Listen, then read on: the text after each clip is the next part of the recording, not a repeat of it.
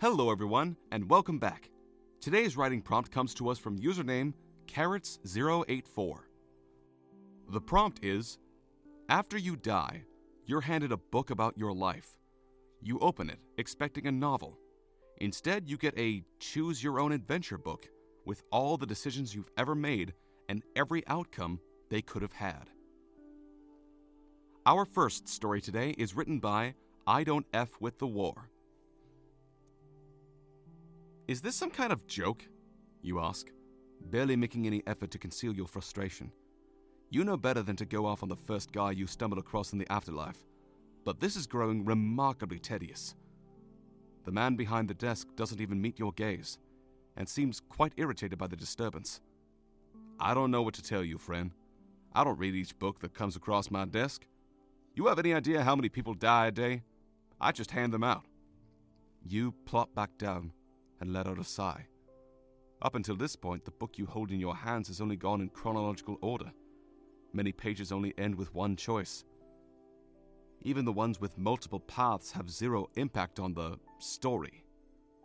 To pursue a career as an electrician, turn to page 3283. To pursue a college education, turn to page 3283. You find that if you had gone to college, you merely would have dropped out in less than a semester and become an electrician anyway. Your choice amounts to nothing more than an additional paragraph at the top of the page. You had no real say in any of it. Were all of your decisions really so inconsequential? You don't entertain the thought for long. You know what is to come. You know the moment everything fell apart.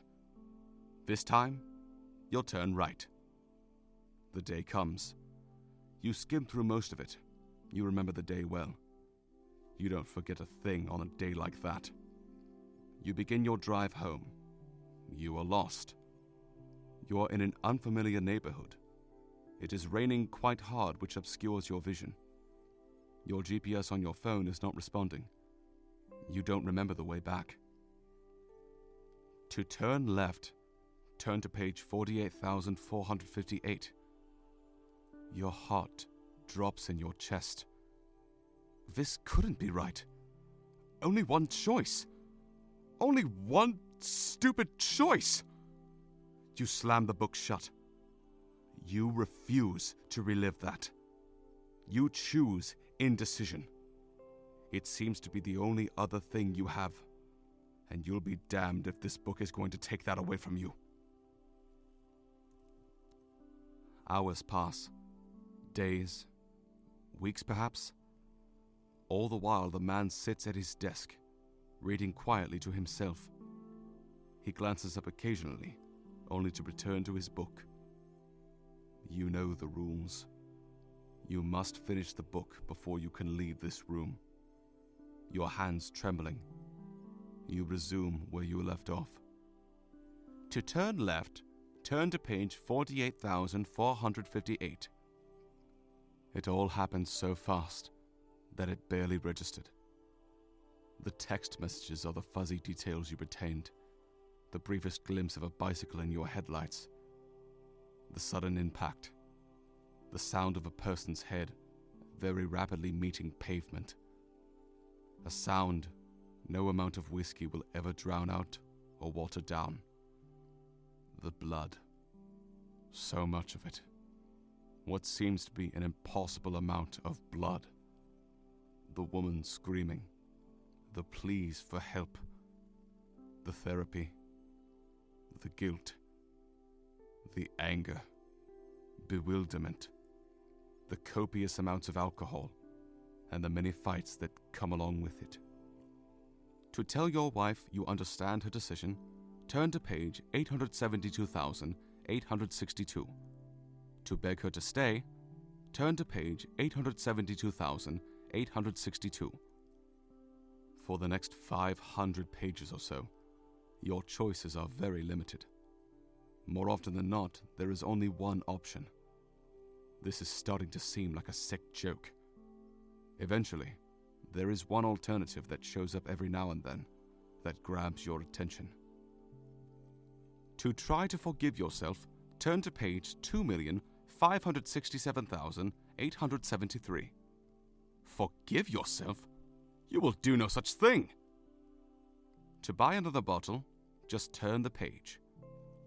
To try to forgive yourself, turn to page 2,567,873. To browse through the Young Boys Memorial page on Facebook again, just turn the page. To try to forgive yourself, turn to page 2,567,873. To try slicing down the wrist this time, just turn the page. To try to forgive yourself, turn to page 2,567,873. You just continue turning the page. To pull the trigger, close this book now. You crumble to the floor and begin to sob uncontrollably. This is the only option you have left. The man sees his cue and walks over to scoop up the book. What was the point of all that? To torture me? Have I not done that to myself enough? You didn't realize you were steadily raising your shaking voice as you spoke. But the man remained unfazed. He turns back, your book tucked under his arm.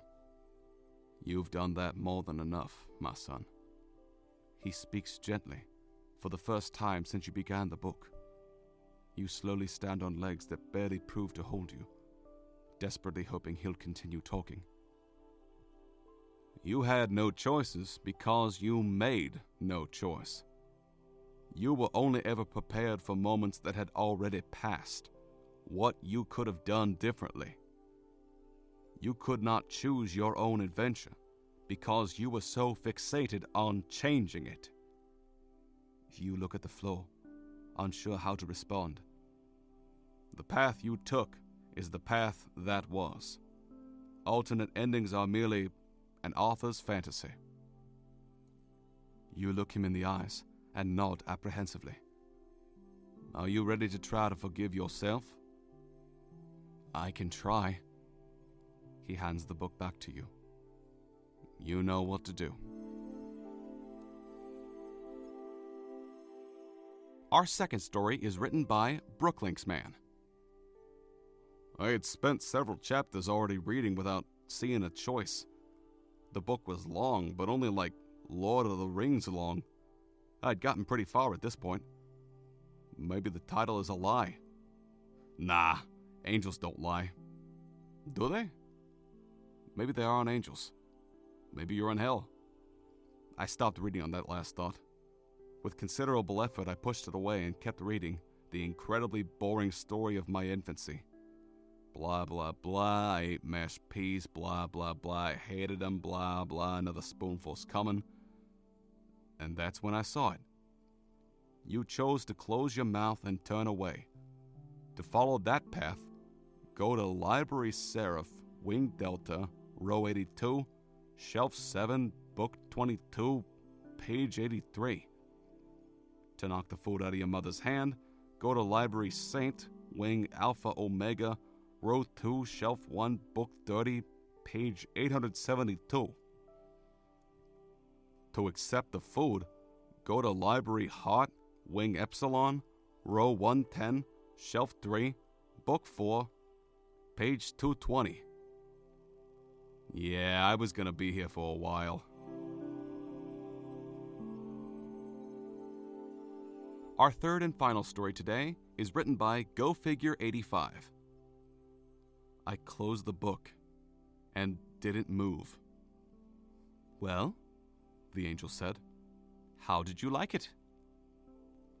Even though I was dead, I still felt nauseated. Every single one. Every single decision I ever made was the wrong one. The wrong frickin' one.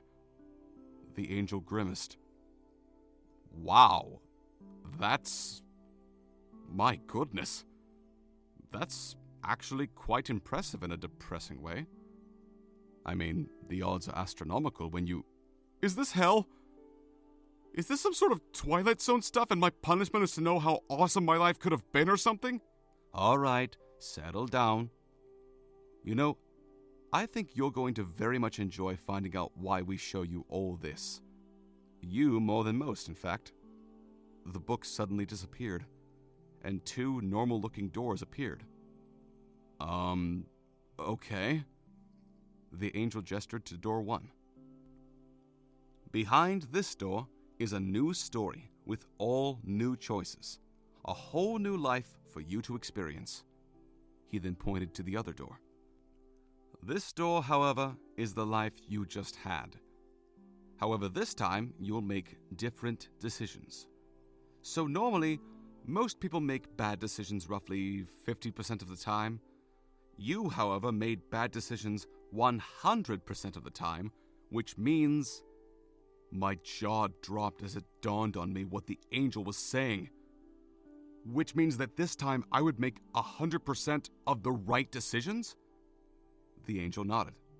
That's right. Of course, you could always choose to start a new life if... I ran towards door 2 and threw it open. Things were finally gonna go my way. Thanks for listening. If you enjoyed what you heard today, please consider liking, sharing, and subscribing. It really does help us. But for now, stay safe out there, everyone. See you next time.